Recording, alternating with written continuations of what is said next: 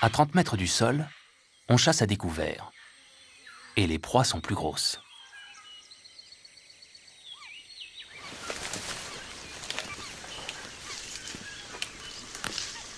Les troupes de singes se nourrissent de fleurs et de fruits.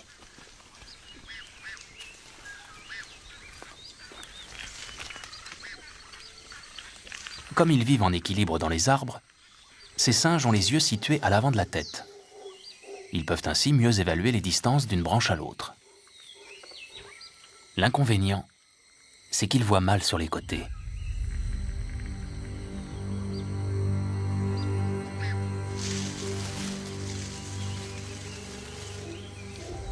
La harpie féroce a des serres d'une dizaine de centimètres et une envergure de 2 mètres. Ses attaques aériennes sont redoutables.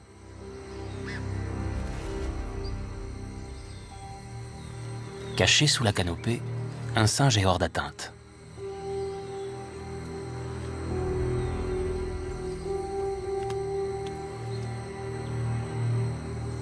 Mais dès qu'il est à découvert, il est vulnérable.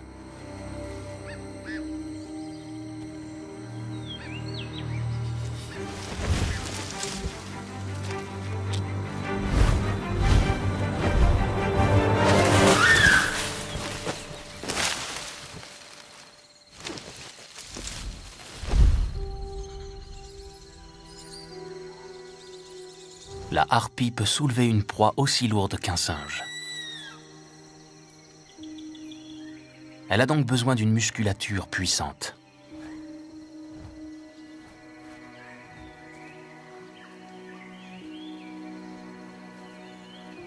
L'éducation des petits est très exigeante.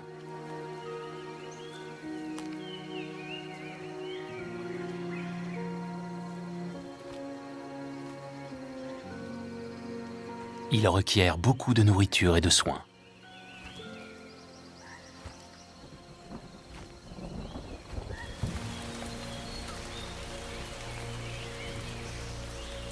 Les parents les ravitaillent pendant 2 ans.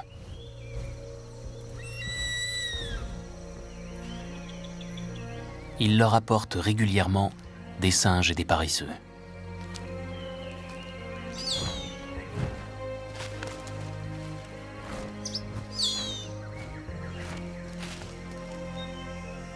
À 1 an, les jeunes harpies sont loin d'avoir terminé leur croissance.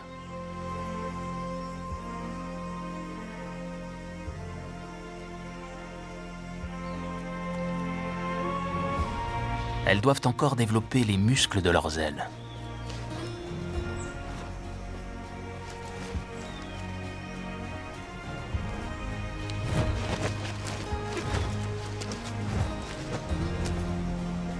Il leur faut aussi apprendre l'art des embuscades aériennes.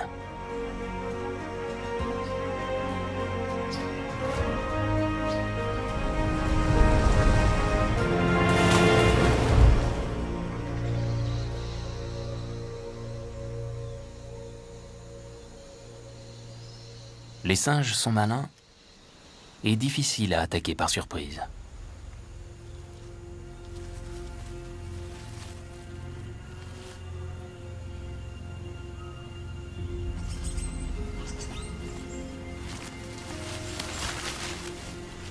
La petite harpie s'exerce sur une cible en apparence facile.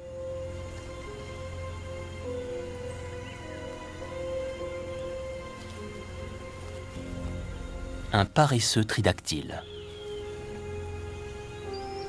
C'est la proie la plus lente de la forêt. On pourrait croire qu'il ne fait pas le poids face au plus puissant des rapaces.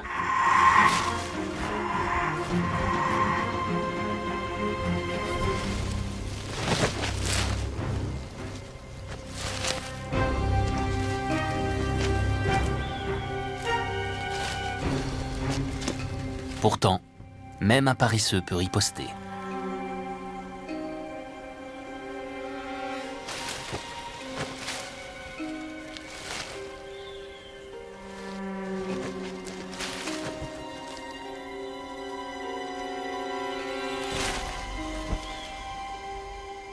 La harpie retiendra la leçon.